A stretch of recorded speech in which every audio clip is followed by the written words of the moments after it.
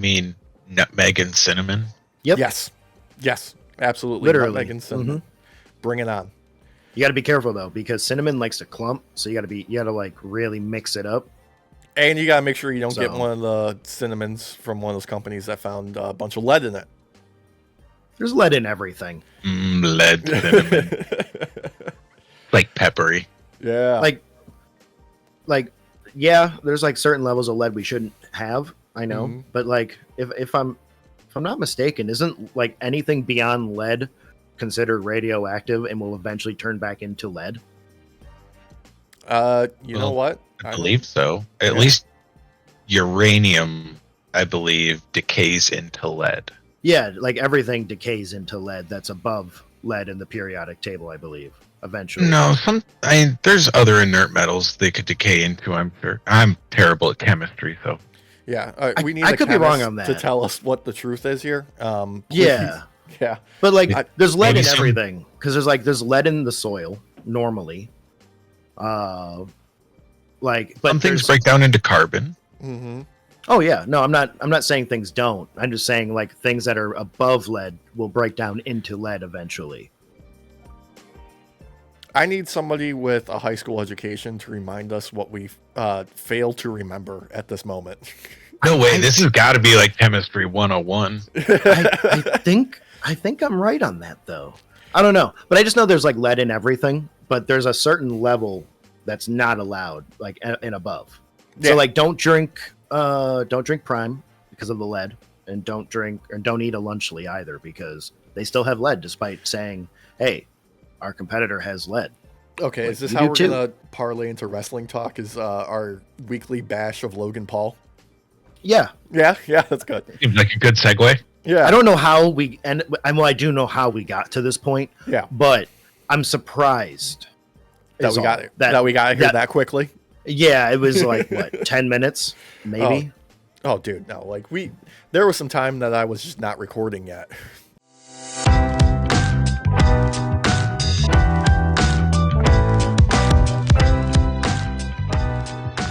Like I had I wanted there to be a smooth transition into like actually talking about the podcast today. I wanted to give us a chance to warm up, but we're already starting off with Logan Paul teaming with his butt buddy KSI, the guy who's attached to him by the asshole. I would say like they're just two assholes connected to each other, and now they're teaming with Mr. Beast again.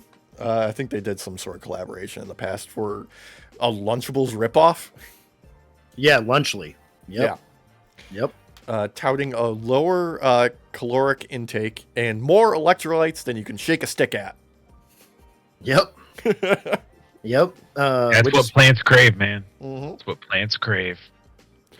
It's kind of wild to me that in the heat of all of these controversies with Logan Paul and both himself as a brand and his other brands that he has, like Prime, being not only under investigation, but under being in the middle of lawsuits. Multiple. For many different reasons. But yeah, we've talked about it before. But one of the big ones is what it's made of. And the lead contents inside and the beverage. Exactly. It's kind of wild. And then you also have Mr. Beast, who's coming off of the middle and still in the middle of, I should say, the heat of his controversies with him and Chris or whatever that person's name is. Thought it was Ava. Is it Ava now? I don't remember. Whatever their name actually is, because I'd like to at least respect that. Yeah. So if it's Ava, then Ava.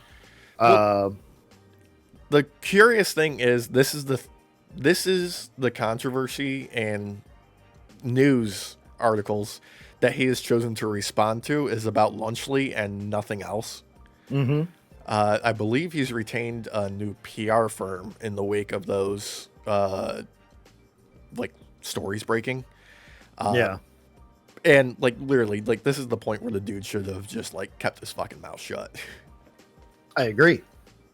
Honestly, he had the best response so far to Dan TDM went up with all this controversy popping up. Because if any of you don't know, on Twitter, Dan TDM He's a Minecraft YouTuber. Yeah. Basically calling out Logan Paul, KSI, and Mr. Beast for this launch. Because of how depraved it is, because it's disgusting to do, because this is obviously geared towards children. Well, yeah, every product that they've put out is geared towards children. Yeah.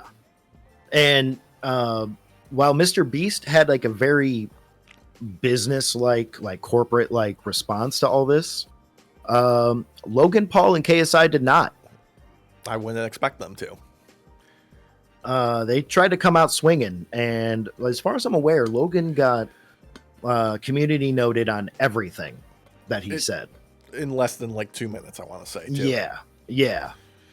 And KSI tried to call out Dan for also having merchandise, and YouTubers do merchandise. That's just a thing. We have shirts that we promote, but we don't go after children and stuff with food like that. Like, this is insane. It's like, here's the thing that's extra disgusting on top of it. Mr. Beast, as far like as his what's the word I'm looking for here? His promotional tactics for the products that he sells is some of the most predatory actions I've ever seen from someone whose core audience is, under the age of 18. Let's be generous here. I know it's younger than that, but let's just say minors in general. He is essentially doing like the Willy Wonka golden ticket promotion on meth. Because like literally that's what it is. Like, he's got one store for his fast food restaurants. The rest are ghost kitchens, and it's packed all the time because there are families in there trying to win basically free money that supposedly gets entered into somebody's random food basket. His candy bars, same deal. The candy bars that they had that changed the formula because they were too disgusting for people to find edible. Well, and funny enough, one of the controversies that Mr. Beast has right now is the fact that those games tend to be rigged towards his friends to win. Yes, and their families. Yeah. So if there was going to be money found in one of them freaking food baskets, it's going to be one of his family friends. Yeah. Somebody he knows. Yep. Like, I don't know, man. Like, it's so freaking predatory, and it's very obviously geared towards only children, because who in their right mind as an adult would want to sit there and watch a fucking Mr. Beast video? Like, it's so annoying. I've tried once. Dude, I couldn't get through like 5 minutes of the fucking thing. I watched a time lapse of somebody on his team going through all the iterations of his thumbnails on just one.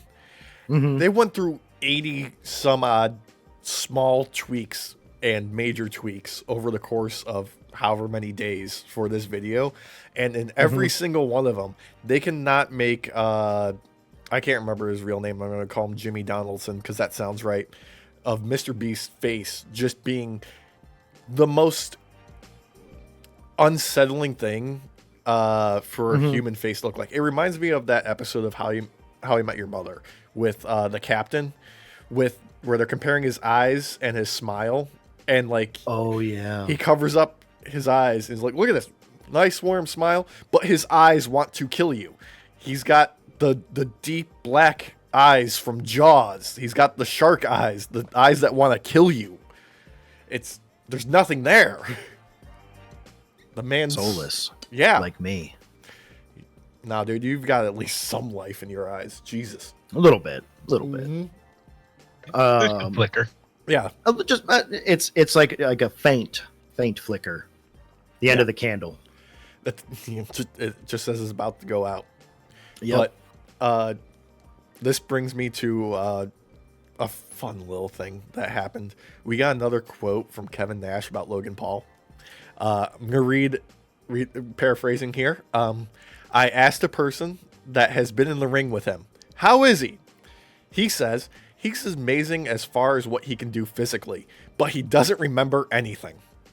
I don't know how much truth there is to that. You're not one of the top 5 guys if you don't know what we're doing. So I was complaining, was it last week? Yeah. I think. Well, pretty much every week I complain about Logan Paul. Mhm. It's like one of my favorite things to do. It's fun, isn't It is. It's easy. It is real easy. But Mhm. like one of my biggest gripes is him being in the WWE. Yes, he is a natural to some of this, but he has to be choreographed on these matches ahead of time, where a lot of these guys only have a week to prepare. He needs months. it? Sometimes So- they don't have any time to prepare, and they're calling it in the ring. That's In what the the old ring, pros thank you. do. Yeah. Like sometimes you have to change it up because of how the audience is taking to the match and stuff like that. Prime He's example? incapable of that. Yeah, the perfect example of that is the Hogan Rock WrestleMania heel like double turn in the midst of the match because the people wanted to cheer Hogan for some reason that night. Yep. And I remember that. Yeah. They adjusted on the fly, and it's one of the most memorable moments of a WrestleMania. And it really set off a cascade of events for both careers in that time. Yeah. Pre-Hogan coming out as an uber racist and all that. Mhm. And pre-Rock having his own tequila and pretending to eat In-N-Out burger on camera. Yeah. I mean, Yeah. he tried. He tried. I mean, he's not that great of an actor. He's no Dave Bautista. Right. He's no John Cena. No. Oh my God, I've been rewatching as a comfort one of my favorite shows, Psych, and there's an episode with John Cena on it that's just so like prime WWE being like a shill for the military and John Cena being the Marine. It's so good. Yeah. Oh, that's awesome. Hell yeah. Yeah. Nothing like John Cena on a jet ski doing missions for the U.S. military in some clandestine manner. Of course. Yeah. Being all huge as he was back then. He's Yeah. still huge, but like he's kind of toned down the hugeness in over time. Yeah, I think he said something about because Batista's doing the same thing with scaling down his size, where he's like, you get typecast for just being a big muscly dude, and you want more roles available to you, so you start like letting yourself shrink down a little bit, lose some muscle mass to open up your avenues a little bit. Like I think I saw that interview with Batista. Where he was saying that he went up to 325 for that End of the World movie that he did. Oh yeah, the M. Night Shyamalan flick. Yeah. Something knock at the door, knock at the cabin, or something like that. Yeah, whatever that weird movie was. He went up to like 325, and he's like, I hated being that big. I mean, it's hard to walk around with that much mass, Dude. I mean, if you put a side by side of him in that movie versus him now, there's such a stark difference, not just in size, but in his face. Like you can see how much happier he is now. Yeah. And he's still jacked. Like it's not like he's not. He's just like a better ratio size for his body. Yeah, he's just slimmed down. He's more cut. He's that's gotta put more years on your lifespan too, because walking around with that much mass is not like, I'm sorry, like it's you look great, but it's got to take a toll on you. It's got to take so much of a toll. I don't think we've made the joke in a while, but I remember in like GM mode for the 2K23 series, we were joking about how like when Nash would climb the ropes, that was like 2,000 calories being burned every step up he took. Yeah, that's why he only ever did 5 moves in the ring, is because he's like, I'm gassed, brother. I can't do no more.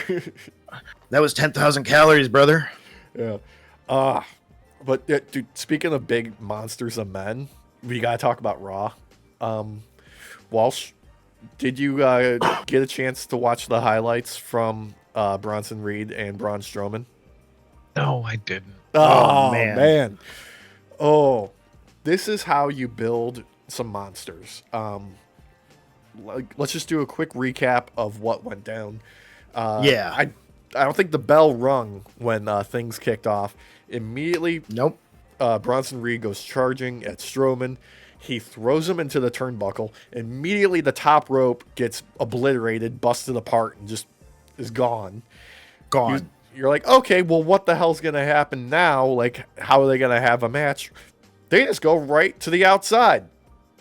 Start brawling in the outside area. Strowman cues up his, run around the ring to shoulder tackle somebody. And, we all see it coming. What we don't see coming is Bronson Reed grabbing a fan from the front row and just yeeting him into Braun Strowman's face. He literally picked up Dave, like, seat 342 of fucking the H row, and fucking whipped him. Lawn darted at Braun. Yeah. Dude. And I mean, I wish you would have saw this, Walsh, because he just like, whoom, and the dude fucking went. He did. He was a blur. And I love the touch of the dude was actually wearing the Yeet shirt for He Jane, was. So Yeah. And you think, okay, well, all right, that's, gonna end this match in the disqualification. They're gonna, cool off a little bit. No, immediately they go crashing through a barricade. At this point, Bronson Reed smartly is like, okay, I've had enough. He starts walking towards the back area thinking, we're not doing this. This is absurd. This is ridiculous. And he's correct. At this point, we get classic Braun Strowman, I'm not done with you yet, and starts launching him into all of the, I don't know what they call them, the moving trunks that they have for carrying equipment. Just craters him into a couple of those on the way to the backstage area. And then, for some reason, Strowman just flips a golf cart because he's just that much of a monster. It's like this like bright neon yellow fucking golf cart that says security on it, like that means anything. Yeah.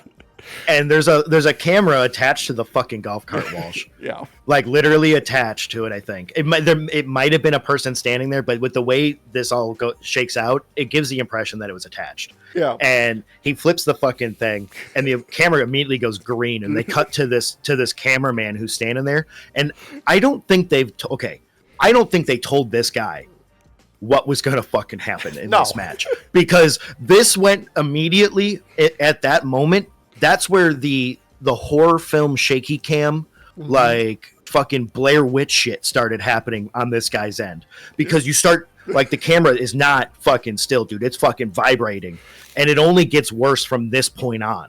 Yeah. The production team is on another level right now. Like they are operating S tier. Hands down. I love everything that they've been doing lately. And Strowman, all right, he's walking off, flipping that golf cart. Unbeknownst to him, Reed is now on top of all of those cases that he, battered them into, and just dives off the top and just does a tsunami through a catering table with, food and like warming trays and shit. And he's like, okay, Strowman's done. He starts walking off, and then you see in the background what is clearly a gimmicked drywall, cut out in the wall. Obvious. It was, they put a spotlight on this shit. Strowman gets up and just tackles him through the wall. And I don't know if I hope this was on purpose, because the comedic timing of this was next level. They're through the wall, on the floor, through another table, drywall bits, chunks of framing, scattered around them, and just like I think it was like a second and a half delay, just some more catering gear comes tumbling down.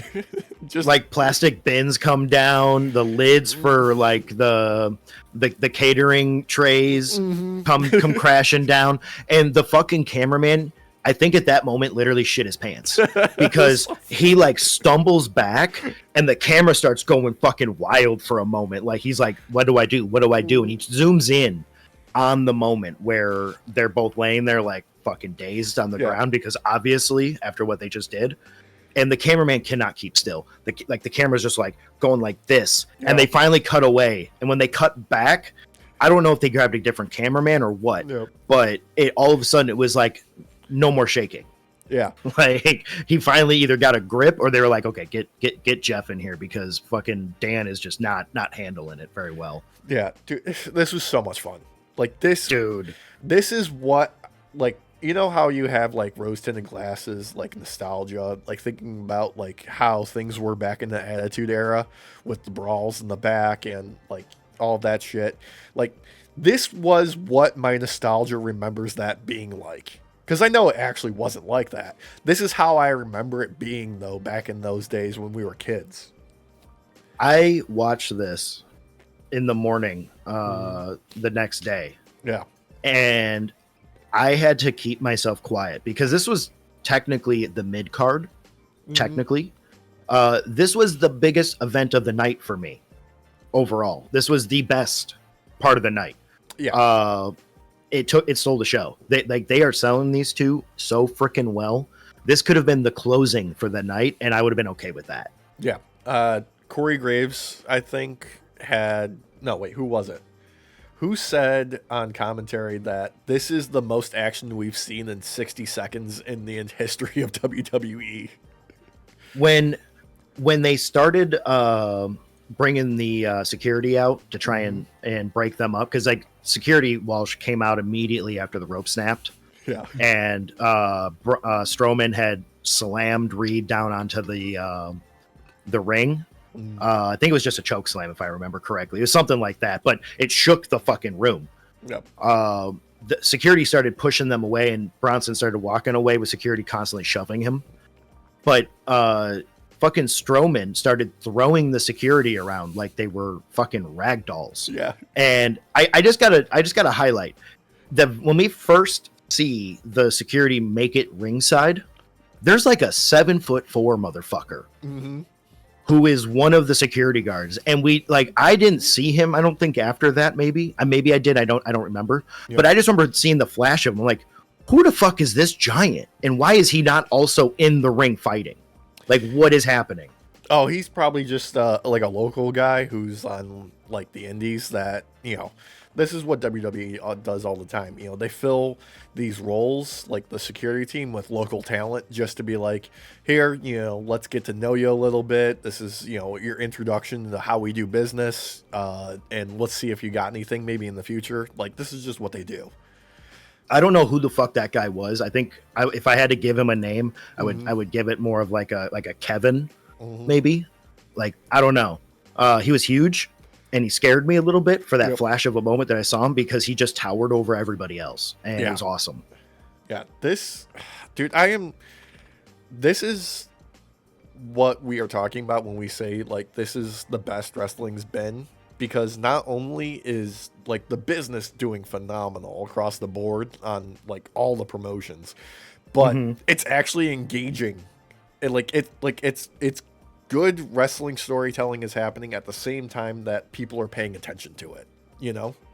When Reed jumped off of those like moving container things, those trunk things, and tsunami bombed Strowman onto the tables, the catering tables, I literally yelled out, "This is fucking wrestling!" Like, literally out loud, because this is like, we had a moment like this last year, pre-WrestleMania, in the build-up, where we had the kind of like toss match in between The Rock and Roman and Cody, bless you, and Seth Rollins, and there was no actual physical wrestling, but it was still 100% wrestling. Yeah, this was like that other end of the spectrum where you're getting everything you fucking want to see in a wrestling match that has nothing to do with the fucking ring after the first 4 seconds of it. It was amazing. It was absolutely amazing. Like, this is why I put the title above us, like, How to Make a Monster, because they're doing it twofold. Bronson Reed and Braun Strowman are like this wrestling soulmates. Like, these guys are destined to wrestle each other. They are so good at building a ridiculous match and keeping, like, they've got the audience. Like, they don't care who wins at this point. They just want to see these men beat the piss out of each other in the most fun way. Like, what ridiculous thing can they do next? Which is wild to me, because what they're doing with these two is the way you get two wrestlers over in their styles and what they are. And you can contrast that with Andrade and Carmelo to some degree, where it feels like it's partially WWE who just doesn't know what to do with these two guys. Yeah. Where you're getting multiple matches and it feels like there's just no heat. But this one has very few matches already, but still multiple matches with each other, and the heat's only fucking building. Yeah. Like, no shade to Carmelo and Andrade. They're fantastic wrestlers. They put on good matches. And they're going to run it back again. We saw that in the show. But my God, this is what I say when I mean it, like deep in the pit of my guts when I say wrestling should be fun. This is the type of thing I mean. Like, I want to turn off my brain and just watch the dumbest thing possible happen because this is wrestling. I rewound Bronson Reed yeeting that dude in the audience. So my girlfriend, like, I forced her to watch it. She was in the middle of like editing something on her phone. I paused, rewound, and said, "Baby, you need to watch this, please, because this is so ridiculous and dumb. I love it."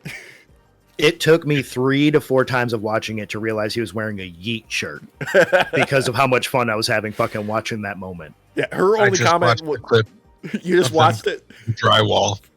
Oh my God. So just, hey, we made this horrible looking drywall wall an hour ago for you guys to go through. Make sure you hit right here because it's specifically going to break. And we've got Carl up there ready to shove down the coat of shit as soon as you go through it. Man, but that took a half a second. Yeah, I swear to God, man, they did not tell fucking Dan the cameraman fucking that shit was gonna go down this way, because the way his shaky cam goes off, man, it's just like, this is real for him. This became real. Yeah, all of it. Oh man, I had so much fun with this. I have all kinds of time for this. There is another major event that did happen though on Raw. Oh yeah, we do need to bring up. It has been announced that there will be another match between CM Punk and Drew McIntyre. Yeah. Oh. I wish. Dude. A Hell in the Cell match. Yeah, that was proposed, what was it, last week, right? And this is where we get the opposite spectrum of wrestling, because Punk comes out and just, like, my God, he's so damn good on the mic. Like, this was like prime Jake the Snake levels of cutting a promo with just being like a cold, calculated son of a bitch, never raising his voice, just being ice cold as you can be, and just having people on the, just like in the palm of his hand. Like, never once was there a what chant. Like, right. There is so few wrestlers that have the aura in the ring to prevent that from happening, and he's got it, like, in spades. We've known Punk is money on the mic, but this promo was just fucking chilling. My God.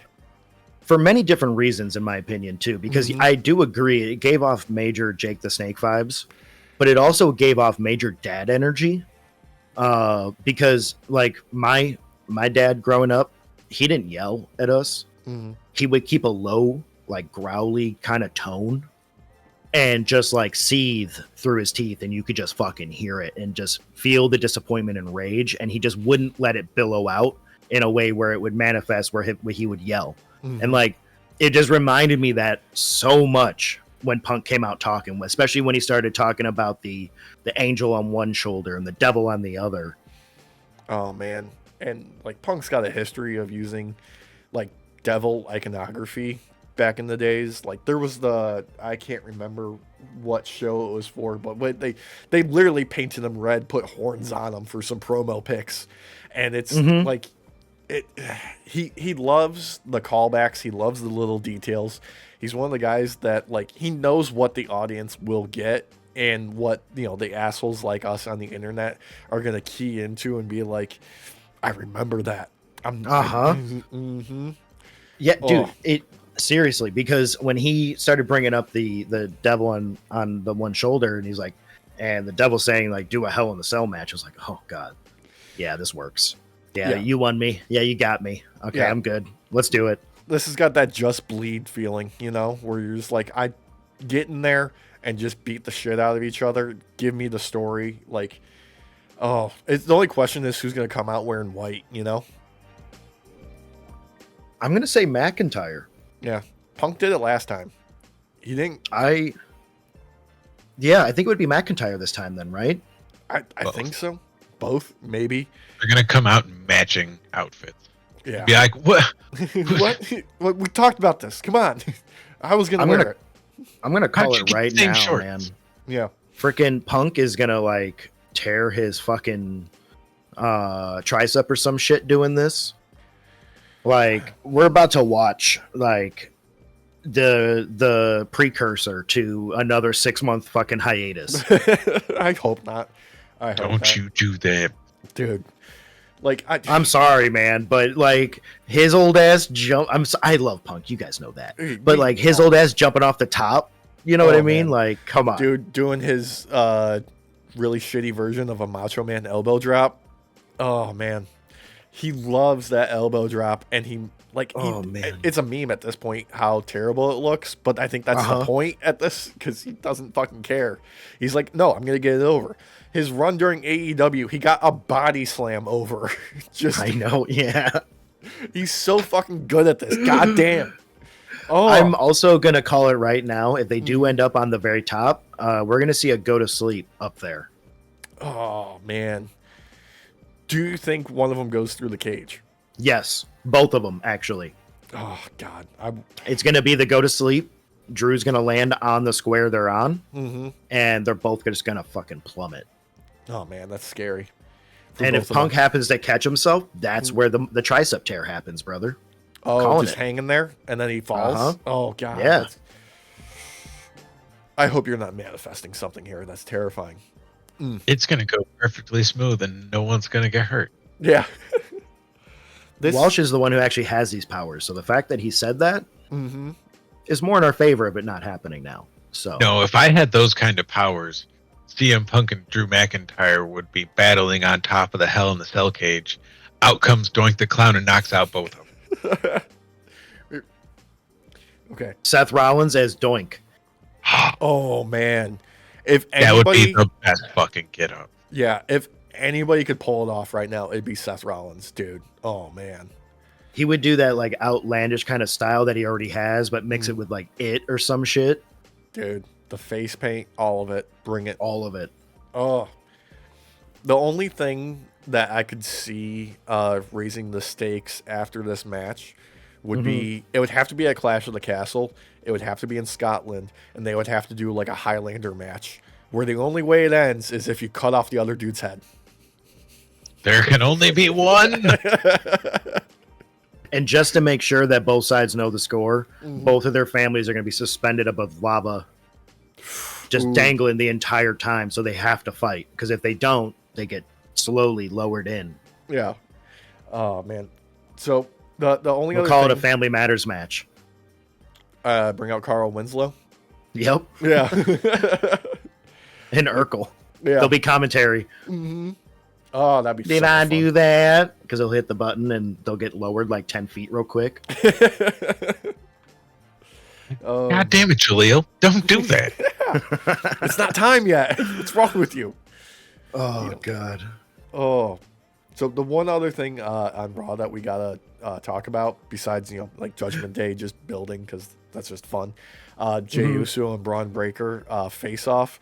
This, God, I love Braun Breaker just being a total fucking meathead, and like the spray painted leather jacket was such a great look for him.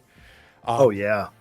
I mean, they're teasing quite a bit here. I loved Jay fucking just dissing him with his NFL career on him, and then hitting the ropes, getting caught with a spear. This is gonna be fun. This is gonna be a fun match. Oh, God, yeah. Because this was... this is where Jay said to him, yeah, you're a dog out here in the locker room, but I'm going to dog walk you. That's exactly it right there. Yeah, it was good. This was some great barbs, and I loved how they set it up for later on in the night with Judgment Day going against Damian Priest and Rhea Ripley. And Jay comes out to make the save, and Braun Breaker comes out of nowhere, gets elevated on that spear. He had so much height when he hit him. Braun, they want to make him look like a beast. Like, I know they're trying to do that. I don't think they really had to put much effort into it. other than just let him be himself and use someone like Jay, who's gonna fucking sell it hardcore.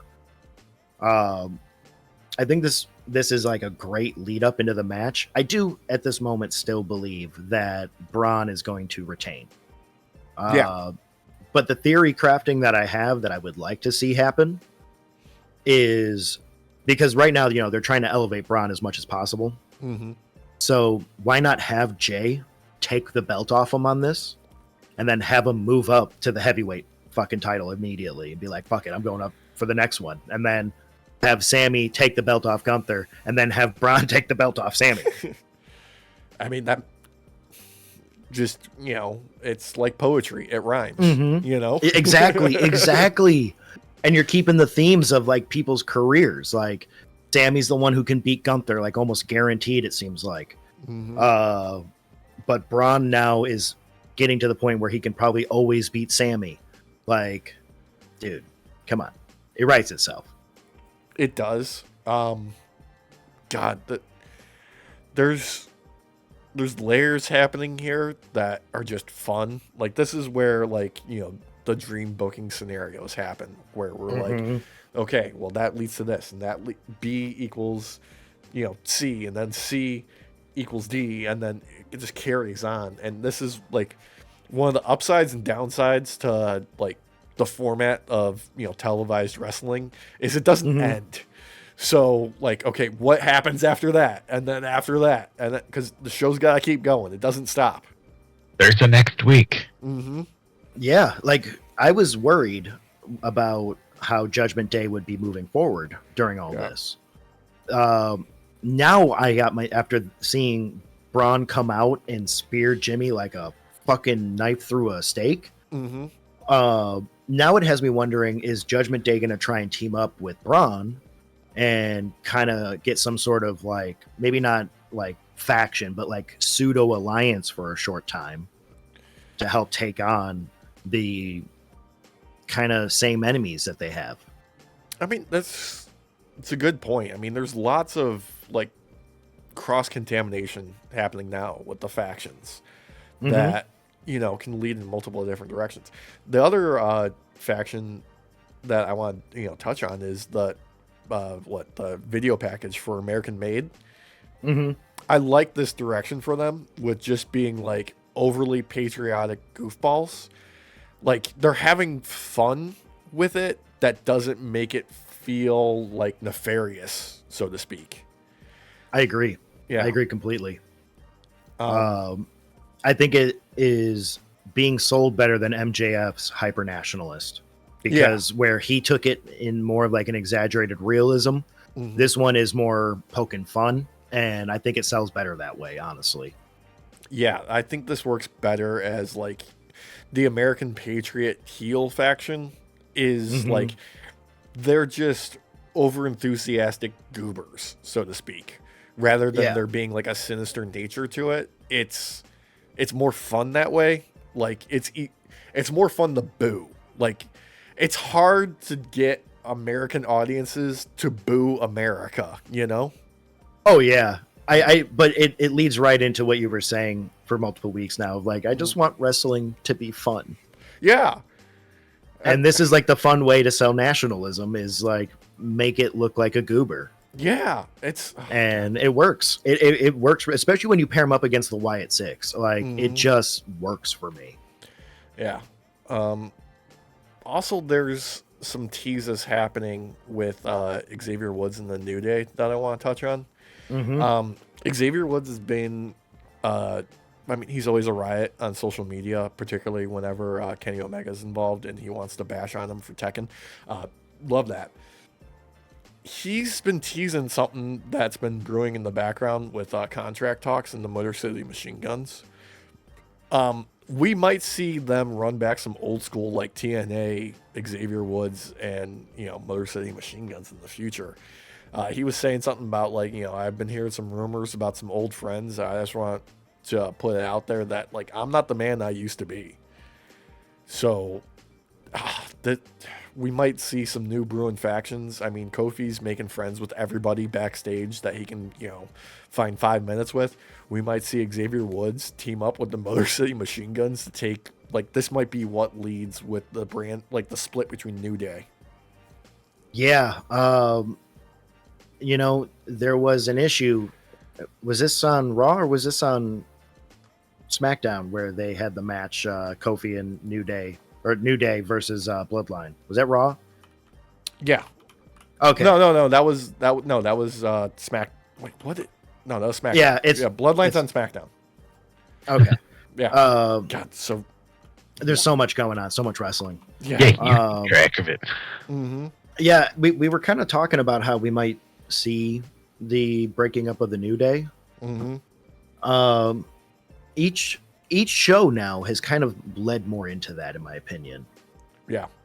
And even outside with Xavier on social media and stuff is still giving me more and more hints that we could end up seeing it happen.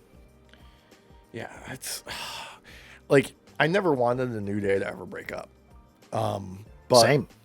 With, E's health being where it's at right now, and I just want him to be healthy. I want the dude to have a long, healthy life. Without him being the glue keeping them together, this is the only way that the scenario is believable that they could break up.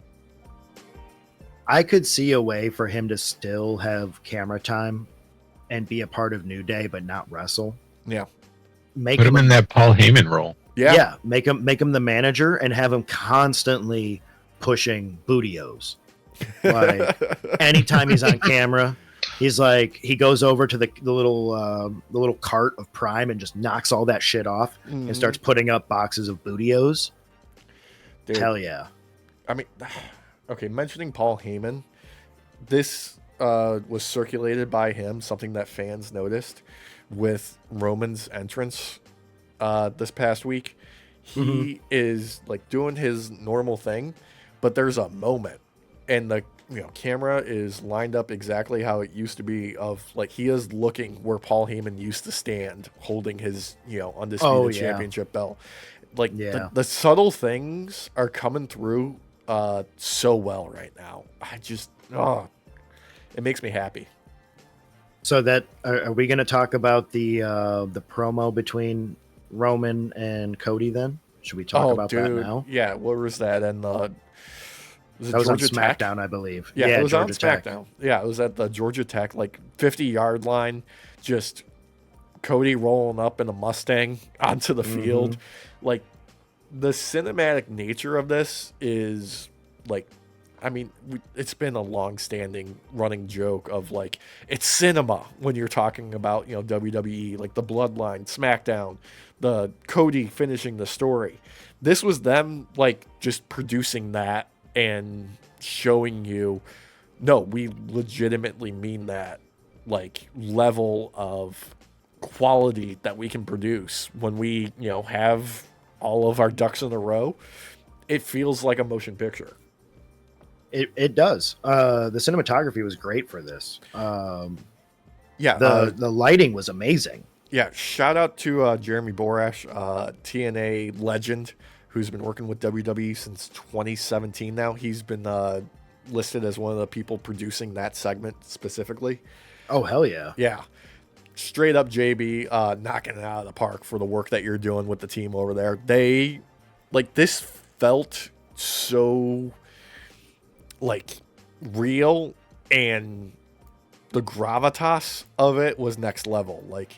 This is, something that we've been, bouncing around in our heads on the show, post WrestleMania. Okay, what does this mean for these characters now? And they teased it, the past couple of weeks since, Roman returned, and they've been building, and the foundation was so strong that everything that they've been adding to it is just, it's working. It's firing on all cylinders. I know I made the joke or theory craft of this being the DBZ storyline. I think there's some truth to that after watching this. The way that this whole thing went down, it very much gave me Vegeta doing a monologue vibe about how he's the prince of all Saiyans and how Goku is just like in the way and doesn't deserve any of it. It very much came off that way, and with the way the camera would cut back and forth, it also very much looked like it too, because they kept trying to make Roman look small at first and then made him grow over time. It was really well done. Really well done. I mean, you are, pulling exact quotes where they ended with, Roman being like, "You're in my way." No, you're in my way in life. You're in life, in everything, dude. It was, and the main reason I'm getting the DBZ vibe is because they're standing at the 50-yard line, Walsh, and Roman's like, "This is my field. Like, I went to school here, and if this is my field, that means this is my school, and if this is my school, then that means this is my state, and this is my state." And it just builds, man. It's so freaking good. Yeah, Cody being like, "This is my home. Like, my family has been here, working at this stadium, that arena, this location. Just the two of them are cooking real well." Sounds like they just need some mediator to come in and be like, there's plenty of room in a town, let alone a subdivision. There's room for everybody. Paul Heyman. Yep. I honestly feel like this is the beginning of a Cody Roman mashup that's going to go on for a little bit longer than they might want to some degree, because they need to sell the idea of these two being able to work together and then have a moment where Roman tries to take the belt back and maybe have him not succeed this time. But whereas it took Vegeta years to learn, like, I don't need to be better than you, and then all of a sudden he actually became better. Yeah. Because he stopped caring. Roman will have to do the same thing, but it'll be on a quicker time frame because this is wrestling. We don't have 95 million episodes to get to that point. So you just have them work together for a little bit begrudgingly. Give Roman in the bank, or give Roman the money in the bank, and have him turn that in against Cody at the wrong or right moment. Oh man. Or Royal Rumble. That's the other option. Ooh, yeah. I like that option better, actually. Yeah. I just see them needing to work together for the time being until Roman can either destroy the bloodline or take it back, one or the other. Because I feel like he's going to come to a conclusion. There's either two options: I take this over, or I unalive my baby. Yeah, you know what I mean? Like, I think it's going to get to that like point where he's going to have to start thinking scorched earth. That's entirely possible. Now, Derek, you did say there's only, so much time, compared to like DBZ to tell this story. Some fresh news. When Raw goes to Netflix, goes back up to 3 hours, SmackDown is also now going to be 3 hours long. Yes, you are correct, actually, which is surprising. Don't get me wrong. Yeah. Because that means like an hour and a half of commercials or 2 hours of commercials. It's gonna be like a 5-hour experience watching it live. Yeah. On TV. Like, seriously, oh my God. Watching wrestling is taking up half of my life right now. I calculated it out. Mm-hmm. I think I spend a minimum of 16 hours a day watching wrestling related stuff. Yeah. Or not a day, a week. Okay, minimum. I was about to say 16 hours. Okay, so you do no work and you only sleep when you're not only ever wrestling. sleep. Damn, he hustling. Yeah.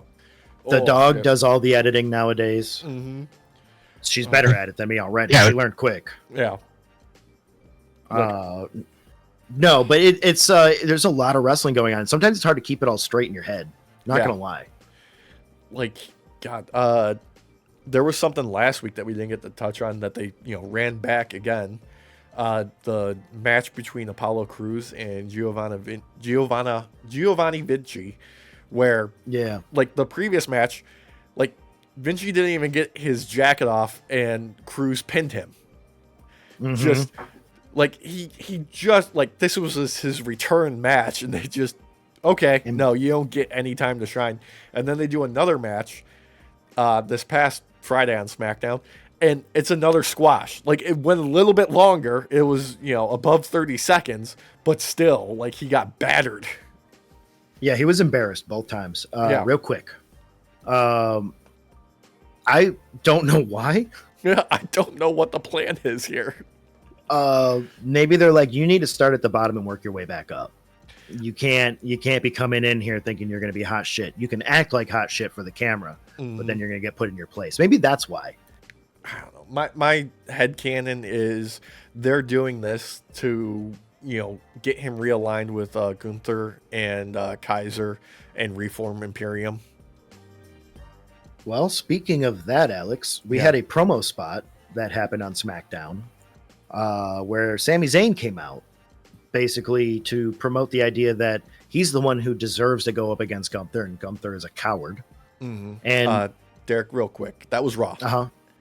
Oh, my bad. See, I mix them up. Yeah. Either way.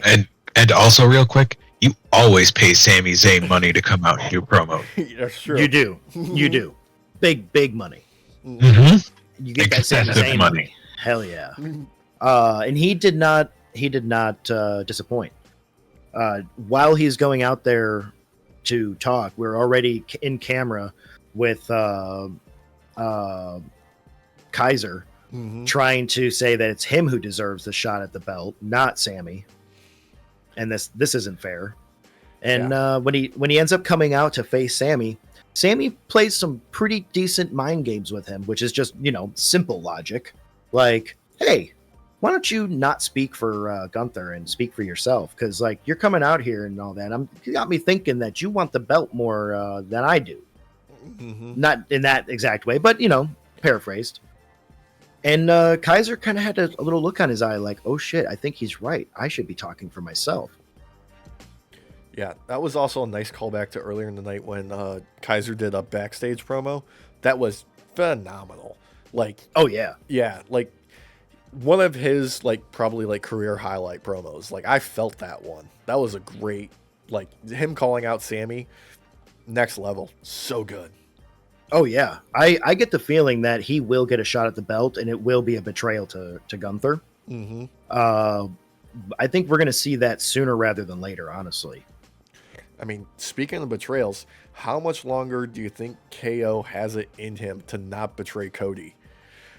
He is fighting real hard. Yeah. Real hard to not fucking bash him with a chair, man. Like, dude. It's in him. He needs it. He was even wearing the same gear from when he had that match against Stone Cold, and he was playing heel. Like, that was the same gear he was wearing at WrestleMania, I believe. So this match, Walsh, was a three-man tag. Oh, fuck, dude. I completely forgot about how keep going. Sorry. Yeah. So this was a 3-man tag between the Bloodline versus KO and what was originally supposed to be DIY and ended up being the motherfucking Street Profits, brother. The Bloodline obviously never plays by the rules. So as DIY was making their entrance, well, they never actually truly made their entrance. Yeah. As they were coming up to the point where you would start walking out onto the main platform, they got attacked by the Bloodline and got their teeth kicked in, essentially. Yeah. They're blindsided, so it wasn't like they really stood a chance. Cheating. Yeah, it was cheating. Yeah. So the Bloodline comes out, and they're acting all tough because KO's like, oh shit, I'm by myself because this is all playing on the projector. And he just goes, you know what? He uses this like fuck it kind of look, and like he might have even actually mouthed it too, for all we know. Yeah. Hops out of the ring, starts walking up the ramp towards the Bloodline, and they start doing their entrance, acting all cool and shit. And KO's just like, all right, let's do it, and then starts rushing at him and just starts beating down and gets overwhelmed quickly because 3-on-1. But he's like, fuck it, let's just do it. Let's have some fun. And they get brought back into the ring, and then boom, Street Profits music starts going. And let me tell you, if there was ever a time to put over the Street Profits, this was it, and it fucking worked, man. Yeah. Holy shit was the crowd behind this. Dude, Tez and Dawkins hit that ring like a bullet fresh out of the chamber. They were so fucking quick. Oh, there was there was such a heat behind Montez with how just explosive some of those moves were that the fans didn't have time to react in the moment. There was like a delay, and they would just fucking went wild.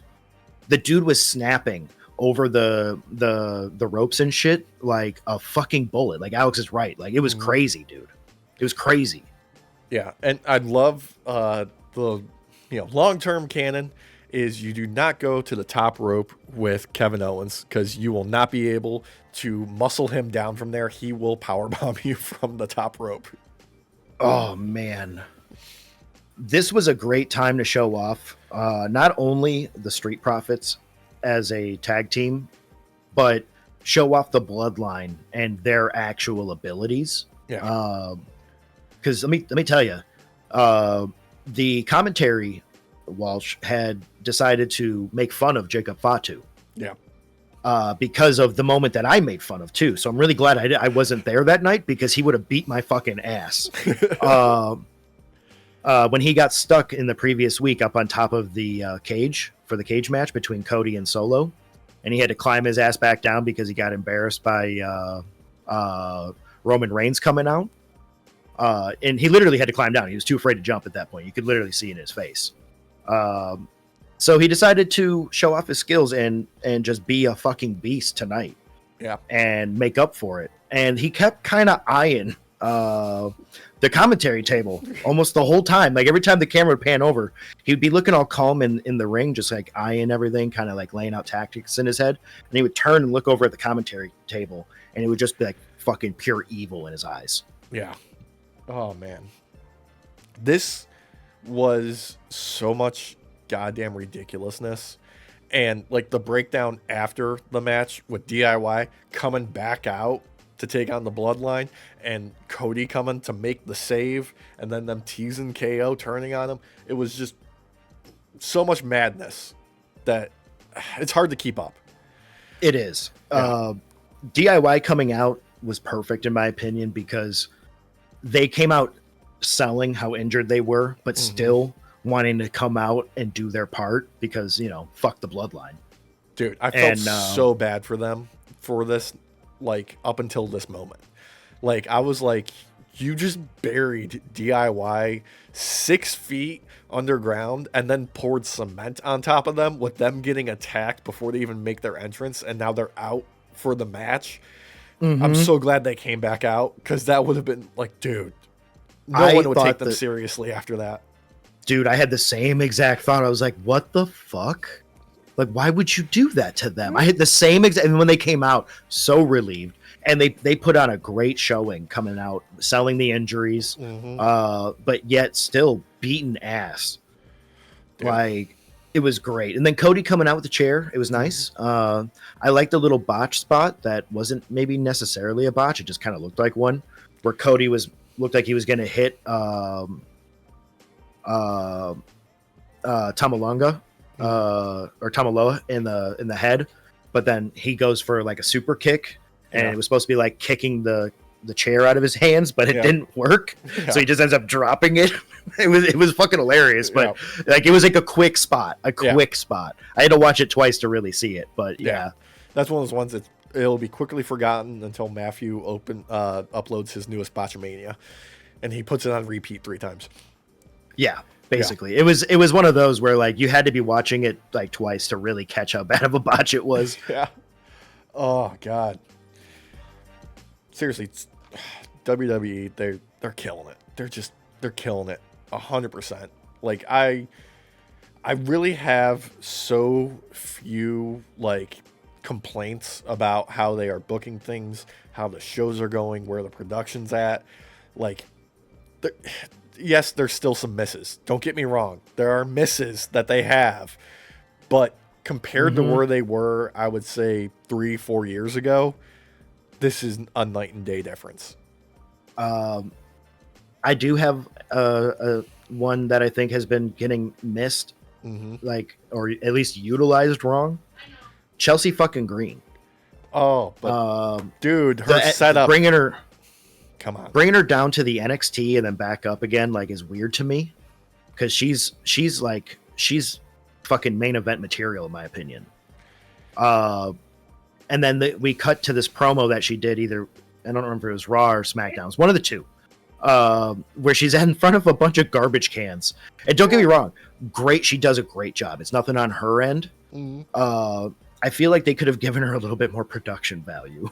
They could have, but at the same time, it fits with the character of her being like disrespected on the roster, not getting the respect that she deserves from the GM, and setting up a dumpster match. Come on. I mean, I'm happy to see a dumpster match, and I got to give her credit for the raccoon portion of it, where there was no raccoon, but she played it off like there was really well. Wearing the high visibility vest was a nice little touch. And the pink hard hat and everything, and the gloves, and she's like, "We gotta get dirty." Dude, so good. I love her to death. She needs to have a fucking belt on her. She is main card fucking material. This is like, we're in a prime time where you could easily sell having more of your comedic wrestler having one of the main belts. Honestly, where they like R-Truth, like instead of just being a fucking tag team champ, like put the fucking heavyweight title belt on him. Like, you could have these type of guys, these type of wrestlers that could easily still fit the demographics and just be comedy gold. I mean, you're making an argument here for something that's been rumored for a couple of weeks now, with WWE introducing like a mid-card women's title. Oh, they've needed to do that for a while. Yeah. I agree with that. I think they're gonna get like a women's U.S. title, or maybe a U.S. Or maybe a women's like intercontinental title or something like that.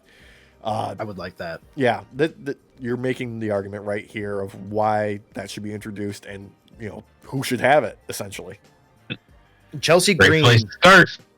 She's amazing, man. She honestly, like that fall off the ladders onto the tables. Dude, that was amazing. She takes bumps like a champ, man. Yeah, like her performance at the most recent Royal Rumble, like, I loved it. It was so great. She was bumping like a comedy heel should, and just so, like, the little moments, especially in like a Royal Rumble, that are memorable are few and far between, and she nailed it. She's the type of person that comes across that she could sell like an accidental victory over and over again. Yeah. We're like, oh, I got power bombed onto this other person, but at that same time, the person that power bombed me got kicked off to the side, and I just got the 3 count and won. Yeah. Oh. Like shit like that. It would be great. But speaking of a mid-card title shot, LA Knight, he defended his US title against Andrade. Yes. I believe that this was the type of lift that Andrade needs.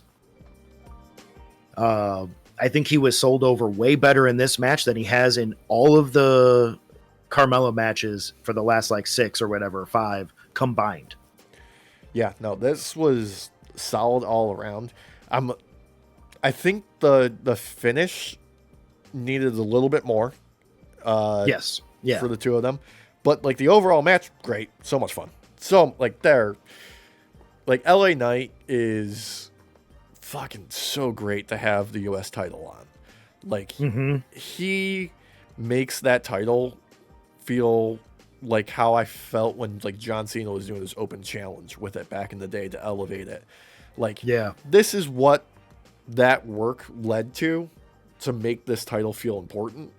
And LA Knight just, like, he carries it like the way it should be carried. Like, he's like, no, this isn't a second place prize. This is a different prize that's worth fighting for. This is all S tier, these belts, and I'm going to act like it. Yeah. Oh yeah. Because this definitely gave Andrade more heat behind him that I think he needed. Because even right off the get-go, the fans were actually cheering for Andrade, whereas normally they've been silent. So I think the new Tron helped. I agree. I do agree with that. Like the thing with like the blue like skull face dude and like the lasers and stuff. I think that helps him a lot. I agree. I think when you couple that with how this match overall went, because I'd put it at probably like a 3.5 to 4 star, somewhere around there. If we're going off GM mode rankings, if we're going off GM mode rankings, this would be like 1.5 stars, Derek. Oh God, not for me, man. The only thing that would brings it down is honestly that finisher. I think it needed more time to cook. But Andrade showed his skill. He was able to counter LA Knight a bunch. He was able to overwhelm him a lot of times with a lot of these high flying maneuvers. It was great. And I'll die on this hill. Andrade has got the best looking spinning back elbow in this business, bar none. Like the way he like gets that torque, that impact looks like it kills. Yeah, that honestly looks like it's very painful, and it's probably one of like the least painful things you can take. It was a good match overall, man. But yeah, I have to agree with you. That ending needed more time. That was really the only thing I took away from it. But the fans were into it. You could hear them. They were into it. So I'll take it. I mean, LA Knight over as fuck. He's been that way for, God, since he converted from his Maximum Male Model days and got back to being LA Knight. Like, crowd's been behind him 100%. And, he deserves it. Well, and he makes his challengers look good. Like, he made Andrade look really good. And I think Andrade needed that right now because as much as I like seeing him and Carmelo face off, it's not something that the fans are really that into. This might put more heat into that now. Yeah, especially now that they're going to run it back again. Yes. Well, I mean, we had a promo spot, right afterwards with Andrade walking out. Carmelo, talks some BS, and Andrade puts him in his place, and then everybody's got to get broken up. I want to believe, Alex, like I believe in Joe Hendry, that this will have the breath of life it's needed for this rivalry. Yeah. Speaking of rivalries, getting fucking heat, let's turn our attention to Dynamite, Ricochet and Will Ospreay. Ricochet finally starting to show some chops on the mic, Yes. Like, it's always been a weak spot in his career, and I finally feel like he is finding his voice. I have to agree with that. I think that when you're going up against someone like Will Ospreay on the mic, it's a lot easier, you would think, outright to look better than him because he just fucking English mumbles his way through it all. He's gotten better since he's starting to acclimate to North American audiences. Oh, he has. But at the end of the day, there's like 9 bruvs for every like 2 words. And little cheeky Nandos. Little cheeky Nandos, brother. Little peri peri sauce, Yeah. But this moment, I felt like Ricochet felt like it didn't seem he was like so tense about it. Yeah. It seemed very relaxed, and it worked a lot better than the previous week. Yeah, he's like, I want this to keep going. I feel like Ricochet is one of those guys that we've never really seen the ceiling of. And whether that be his time in WWE, whether it not having, like a prime spotlight on him in his earlier career, I feel like he's like rediscovering himself, so to speak. I loved his entrance this week. The outfit he was wearing, like, it gave off Assassin's Creed vibes, but it gave off more of like the Templar side of it, where it was like a nice little antithesis to Ospreay and his outfit. I like that. The matchup, Mortis or whatever his name is, the Beast Mortos. Yeah. I, not gonna lie, did not take this match seriously for the first like 2 minutes. I was like, I couldn't get over this guy wearing a fucking goat head. Wait, are you have you been sleeping on the Beast Mortos? For a little bit, yeah, and I was wrong to, which was what I was about to say. Yeah. This match was fucking amazing. Dude. I couldn't get into it immediately because I think I've maybe only watched this guy wrestle like once or twice while cooking or something. I was like glued to this fucking match once I got past the goat face. Yeah. This was an amazing match. These two are fucking wild together in the ring, man. I was dumbfounded by some of them. I've never seen Ricochet move in such a way and snap his body in such a way for some of these moves to think they were possible. Yeah. I got to give it to both of them, man. This was like a 4.5, 5-star for me. Dude, there's like a couple of moves just to highlight, like Beast Moros going for the monkey flip on the ropes and Ricochet just launching him to the outside. Yes. Dude, that's a highlight reel for your career right there. Following it up with that, like, out of nowhere Code Red on the floor. Insane. Mm-hmm. Like, I didn't think that was possible. They're doing things that, you know, physics says you can't do. Yeah, it's really crazy because if you were to sit here and tell me that like the whole Assassin's Creed shit is real, Mm-hmm. if you put Ricochet and Will Ospreay in like their clips side by side, I would, and then next to Assassin's Creed shit, I'd be like, oh, you're right. Yeah. That is real. They found the real people for this.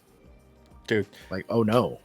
There was a quote for Ricochet coming off this match that I saw where it was Ricochet probably flips more times in a week than an average person does in their entire lifetime.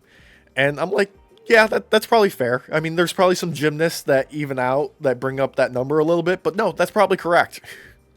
Well, frickin' Mortis went for a like a mid kick, like sweeping mid kick, and fucking Ricochet just like no effort fucking back handspringed over it. Yeah. Just like it was nothing. Like he was already like, granted, yeah, it's wrestling, so he knew the thing was coming, but it didn't look like he knew it was coming. He did it in such a way where he had to react quickly. It was really cool.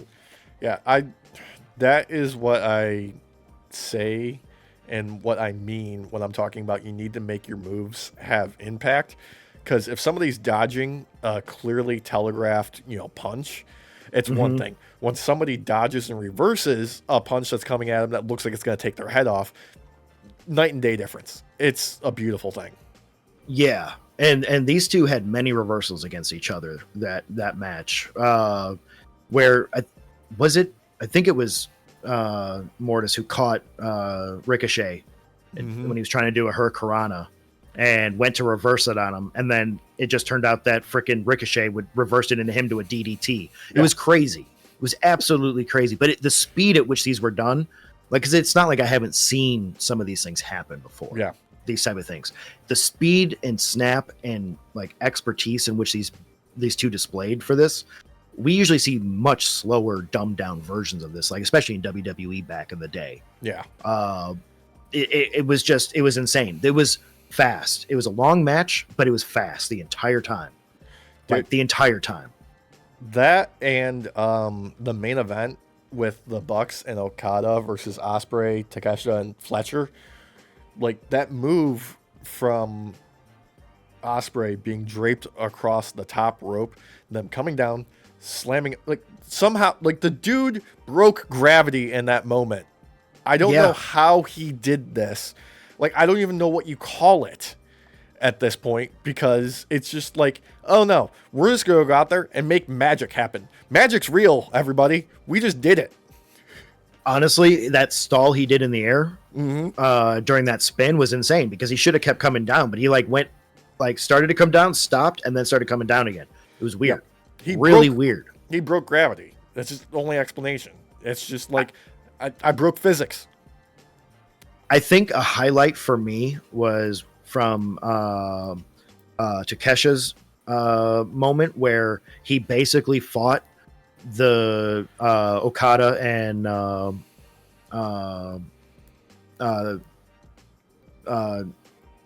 my god, wow, I'm dumb. When he fought the three basically by himself for like a good 5 minutes of the match, and gave a look to both Ospreay and what's his face, like, am I the only one that's actually on this team? Dude, there was the Jackson brothers. Oh my god, I'm so dumb.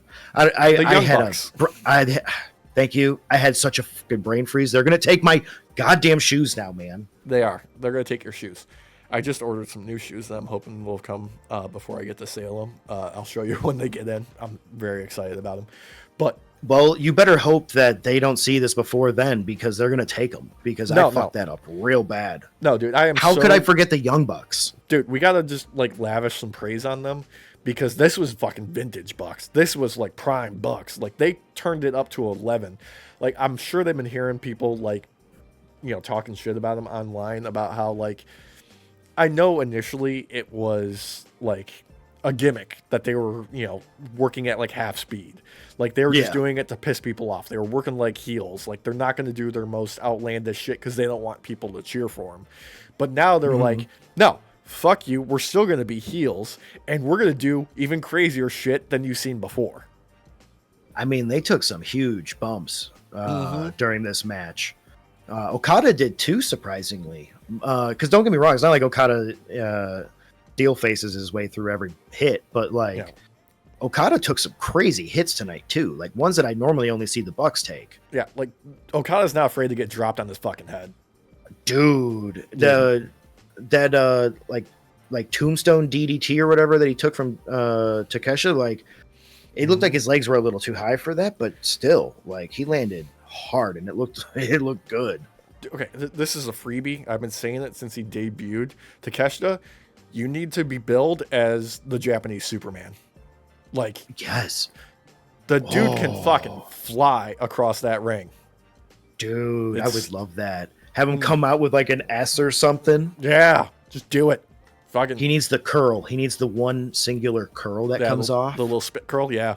Yeah. But when he does promos, though, he's in a suit. Yeah. And he has glasses on. And it's like the curl's not there. Dude, hell yeah. When he turns face, that's what he's got to do. I would freaking love that. I think one of my favorite parts of this match, honestly, was seeing Ospreay and Takeshita actually learn to work together even more. Yeah. Because you can tell I know they're selling it. It's wrestling. But the rivalry between them two kind of feels a little real and it's just being exaggerated for wrestling. Yeah. And it's also doing a great job of setting up when Mark Davis comes back from injury to team with Fletcher again. Yeah. Yeah. I agree. I'm really liking it because when this ended with the three actually taking the win over Okada and the Bucks, handshaking and stuff starts happening, and then Ospreay puts his hand out to Takeshita. Takeshita just like looks at his hand, looks at him, and just freaking mean shoves him like a fucking 8-year-old on the playground about to go inside. It was so good, dude. It feels real, like their heat, and it's just being pumped up for the camera. God, dude. Speaking of real, we gotta talk about Moxley and Private Party and all that shit, because initially, they set it up with backstage Private Party talking mad shit about Moxley and the Blackpool Combat Club and saying watch your back and all this kind of shit, and then Moxley, Marina Shafir, Claudio, they come out and pack to do their business, and Private Party comes out of nowhere to attack them and just get battered. Like obliterated. Moxley no-sold all that offense, and Marina Shafir just picked them up like they were nothing. It was, when we were talking before about Moxley being terrifying, the hammer spot. This looked so legit how they set this up. Okay, Walsh, they've got Isaiah Cassidy, one of the members of Private Party, just held like you wouldn't believe. Like all of his limbs are trapped up against the stage. Moxley just flips open a toolbox, rummages around, grabs what kind of hammer is this? It's not. That was a ball peen hammer. Was it a ball peen hammer? Yeah. Just saunters back up, tells him, "I'm gonna give you a gift. Like for what you just did to me, like I should kill you, but instead I'm gonna give you something that you've needed." Some friction, an obstacle to overcome, and just comes down with a fucking hammer and just smashes his hand on the stage. Yeah, dude. Yeah. Like, you can't do that. No, dude. Remember how we were talking the other week about how did AEW go too far? That question hasn't left. That question hasn't left. It keeps being re-asked over and over again each week now. Yeah. Because that hammer might have been rubber for all we know. Yep. Don't get me wrong. It could have been. The way it connected and the way it didn't like bend or anything, it made me think it was real. Yeah. So it was scary. Yeah. Yeah. Yeah. I mean, even a rubber hammer hitting your hand sucks. Yeah. Dude, motherfucking Little Moxley. tiny breakable bones. Mhm. Dude, Moxley fucking walks over, pulls out this fucking handy dandy toolbox, his little red toolbox. I was like, what the fuck? What is in there? Opens it up. There's like real fucking tools in there. Yeah, and just shit. fucking screwdrivers and hacksaws and shit. He's trying to like figure out what he wants to use, like a fucking torture artist. Like, ooh, how am I gonna like paint my canvas today? Yeah. Serial killer shit, dude. Dude, he's fucking scary right now, man. Like that little speech that he gave before actually hammering down in his hand, like had mafia level tones to it, like hardcore. Yeah. Oh. Like that scene in the casino before they actually vice grip that guy to unalived status, when they're hammering down in his hands with the ball peen, it had that kind of vibe. Yeah. Like for real. He is so good at selling this terror and this level of viciousness that makes you scared and uncomfortable. I felt that way. Yeah, that's actually those are the words that I would use to describe how I felt after seeing that hammer spot. Yeah. It had the same tone as putting a syringe through Swerve's mouth for me. Yeah. Speaking Where I was just like, ooh, wait, what? Why did that happen? We gotta talk Hangman and his in the ring promo, where you thought he was going to start just murdering Tony Schiavone. I actually was afraid for him for one moment. Yeah. When he said, "Oh, he's over there, but you're right here And in front of me." Poor old Tony Schiavone getting backed into a corner. And then of all people, Jeff Jarrett, the face of AEW, the biggest hero that they have right now, Jeff Double J Jarrett. Yep, the outlaw, baby. He comes out to make the save, calling out Hangman, telling him that there's a locker room that wants to beat his ass, but he's at the front of the line. God. Dude. Oh. I didn't know I needed a Hangman Page Jeff Jarrett fight so badly until that moment. Now, have you seen the stipulation that came from Collision? No. So Jeff Jarrett backstage doing interview with his wife Karen Jarrett and all that kind of stuff, saying he just doesn't want Hangman in the ring. No, they're doing a lumberjack strap match. Oh, hell yeah. Now, Walsh, you're familiar with the strap matches. Yeah. Yeah, the lumberjack stipulation means they bring in other wrestlers to be guards on the outside of the ring to keep anybody from getting out or escaping. And also to throw a couple of wild punches here and there if they get their druthers up. Yeah, maybe a power bomb or two. Yeah. I would call that a zookeeper strap match. Yeah. I don't see the lumberjack. I don't see it. Yeah. Though there might be some flannel and jeans involved. Yeah. Okay. Yeah. You get one of those big old axes or maybe an ox. Spray This painted is- blue. Yeah. This is like that one opportunity where they actually get to be on screen in their civvies instead of always having to wear their gear. Yeah. That's the rule of certain stipulations. Street fights, you got to wear jeans. You got to wear jeans. Lumberjack, put on some flannel. Put on some flannel, brother. You know, maybe some gloves. Yeah. Unless you're doing a cross promotion with AMC for The Walking Dead and then you bring out zombies instead of wrestlers for some reason. Oh yeah. You know what I would prefer? Mm-hmm. Everybody to wear flannel and every person to have their own blue ox. I know. That would be pretty great. Making pancakes. Hell yeah, brother. Hell yeah, brother. Yeah. A pancake match. They're flapjacks, I tells you. A flapjack match. That's when Kofi and Xavier face off at WrestleMania. We need a bootio match. Hell yeah. The one other thing that I think we should really fucking highlight too is the Blackpool Combat Club's promo earlier in the night in like the car park. This was another instance of them having time and resources to film a promo, because this is another one of those moments where they got real cinematic cameras to film this. This wasn't live TV cameras. This was proper lenses, proper lighting. It was a little bit off because they're working with arena lighting, but real fucking cameras, man. We got a moving vehicle. We got some post effects, some after effects put in. Yeah. some post-production work where we got some color correction and such. Like they went balls to the wall with this, man. Dude, and Pac cutting a fucking hell of a promo on Wheeler. Dude, It's time to go to work, son. I loved it. It just felt raw still, like in a way that it needed to feel, not like a under budget kind of thing. Yeah. Oh, and I loved Claudio being like, "This isn't how we raised you." I know, he went full dad about it, dude. He did. It was so good. Oh. I think one of the major things we need to bring up last before we, because I have a feeling you're trying to wrap this up now. I know. I'm trying to get everything in.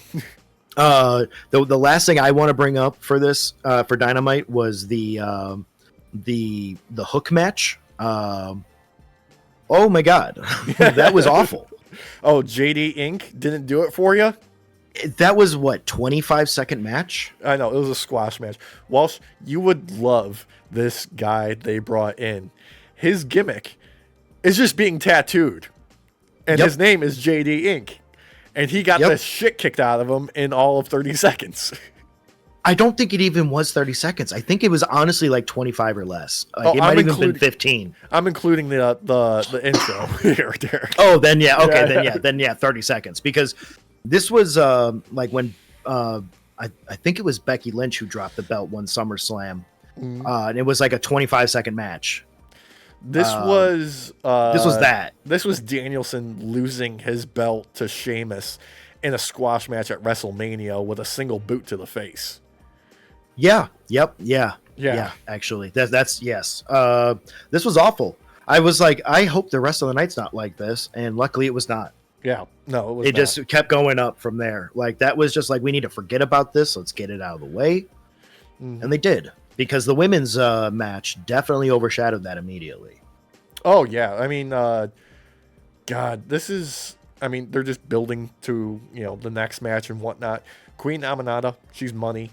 Yuka Sakazaki stole the show. Yeah, stole the show for me. Dude, I want her to go full murder Yuka, like we've seen in New Japan, where she pins someone to the ground and then just clamps their nose and their mouth shut and starts smothering them in the middle of the ring.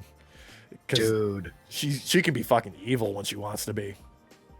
This match ended up with a DQ, technically. Yeah, there was a belt shot. There was a belt shot, yes. But I do got to say, that match needed to end that way. That brought more heat to Maya, or to May, in my opinion, than she's had in like a week, maybe two. Yeah, this has not been a good title run for her so far. Her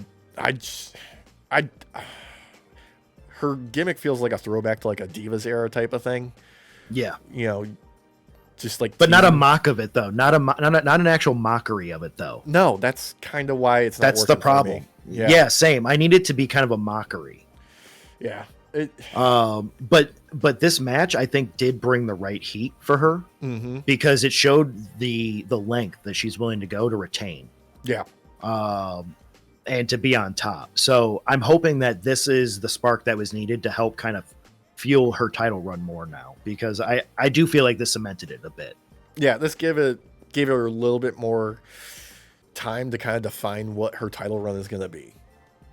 Well, and plus you put this matchup with Queen in there and what's her name? Serena Deeb. Yeah, like you're already gonna have like a pretty damn good match, but then you add what's her face to it, and I don't know. This was one of the best matches of the night. Yeah. Like it was really well done. I think the storytelling was really good. We got to see some like S tier moves come out of that one woman. I don't remember her name. The little Asian woman. She's scared the hell out of me. That's her name. Yeah. And she also and didn't she cut a promo for this too? Actually, now that I think about it. Yeah, like just being incredibly infectiously cheerful. Yeah, and like transposing it against May and her, their time together. It definitely added some weight to this match overall. You know what? Honestly, if she wasn't in this match, I don't know if that would have worked so well, now that I say it. Yeah, no, I 100% agree. And this is going to be, more to fuel the fire with Mina Shirakawa coming back. And just, like, the crowd loves her. Yeah. Like they're gonna have a banger match, her and Mariah May, in the near future. That's gonna be a blast. I can't wait, man. Yeah. I cannot wait. There is something I want to do before we completely wrap up. That's an extraordinarily rarity these days. I want to heap some praise on Chris Jericho. Just for the finish of him and Orange Cassidy's match with the roll of quarters. Yeah. Okay. Yes. Yeah. Yes. Like, that was so well done. I got to give him some credit, you know? I honestly was pretty tired of the Walls of Jericho. Mm-hmm. This match kind of breathed some life into that move again for me with how Orange was selling it. Mm-hmm. Him dragging himself to the ropes on I think it was the second or third Walls of Jericho. Mm-hmm. It gave me old school, like Bret Hart grabbing the ropes or facing off against Stone Cold kind of vibes. Oh, in their submission match where that's cemented like Stone Cold as like, oh no, this guy's a killer. Yeah, dude. Like, don't get me wrong. Orange obviously didn't bleed like that. It didn't go down the same exact way, but the vibe is still there, though. Mm-hmm. It was a great match. I gotta admit. I did spend more than half of the time watching the match is constantly asking Chris Jericho where his wife was on January 1st or January 6th, 2021. Yeah. He never responded, though. I was like mean mugging the TV every time I would ask it. He would never once turn and look at me, other than when he put his arms out in the middle of the ring when he should have been trying to finish the match. Yeah. In response, and I took that as I'm never going to answer you, Derek. Seems about right. So, yeah. Right. Overall, not the best Dynamite, but definitely had its moments. I think if they had not done the Hook match, this would have been a 4 out of 5 Dynamite. I think if they had lost the Hook match and just given the women's match a little bit more time, would have been even better. Yep, I agree. You save that 30 seconds for the women's match. It was still an amazing match, but you could have added more time to it and had it even be amazing. Yeah. More amazing. Oh, so. God. I'm trying to think of anything else that we need to cover outside of just a couple of highlights from Collision, because I know you didn't see it. Darby cut a hell of a promo. Makes you want to run through the fucking wall for him. Just seriously, check that out. And surprisingly, Sammy Guevara and Dustin Rhodes' tag team match against the Undisputed Kingdom in a bunkhouse match was a blast. Was it? Okay. Yeah, it was just littered with fucking weapons, and they decided we're going to use them all. It was just fun. It was a Dustin has found the fountain of youth that Sting found during his last run, and it's beautiful. You got to check it out. Yeah, I watched him do a what was it, a Cody cutter or whatever, or a Crossroads the other day, a highlight. And honestly, I think Cody's got his time run out because his older brother's still showing how it should be done. Yeah, his looks meaner, a lot meaner. It does. And it actually finishes the match. That too, actually. Yeah. Thank you for bringing that up because it actually does its job. Mm-hmm. Oh, and the only other thing I want to bring up before we go is I saw the Hardy Boys on TNA the other day, and Jeff had a tribute to Bray Wyatt in his face paint. Yeah, mad respect for him for that. Yeah, he painted his face up like the Fiend. Yeah, it was really good. It was cool looking too. Yeah, I mean, he says he's an artist, man. Exactly. Yeah, he's got an artist soul. Oh, heck of a week of wrestling, and got so much more to look forward to. We got Bad Blood and Grand Slam coming up. So much. Oh God, this is gonna be a blast. Oh! One final bit of news before you outro us. There is a chance. The rumor mill right now is the AEW PLEs will be potentially on HBO Max. Yeah, starting next year, possibly, I believe. Possibly. So if it does, for a lot of you at home, I understand paying for pay-per-views and such not only feels outdated, but can be really expensive. Yeah. From your normal streaming service, you can now watch AEW more easily. Yeah. So that's what the hope is. We'll see. AEW reportedly also shopping around another show, possibly on Fox. Ooh. Yeah. Okay. With Collision or Rampage getting the axe. See that? Damn it, though. I'm okay with that. Yeah. Or just move one over and redo it, like revamp it. Yeah, something like that. We'll see. God, there's also like a bunch of contract talking with the Lucha Brothers and stuff happening. Are they going to WWE? Yeah. Are they not? We'll see. I'm just waiting until they show up on a screen at a WWE show. I'm holding my breath. Agreed. Agreed. But that's all for this week. We'll see you next time. Thank you so much, Night Shift, for joining us. Remember, like, comment, share, subscribe, do all the engagement stuff. There's merch in the description below. And until then, we'll see you with some more wrestling. Boys, let's say goodnight. Good night, everybody. Buenas noches, Night Shift. Ooh, I like that.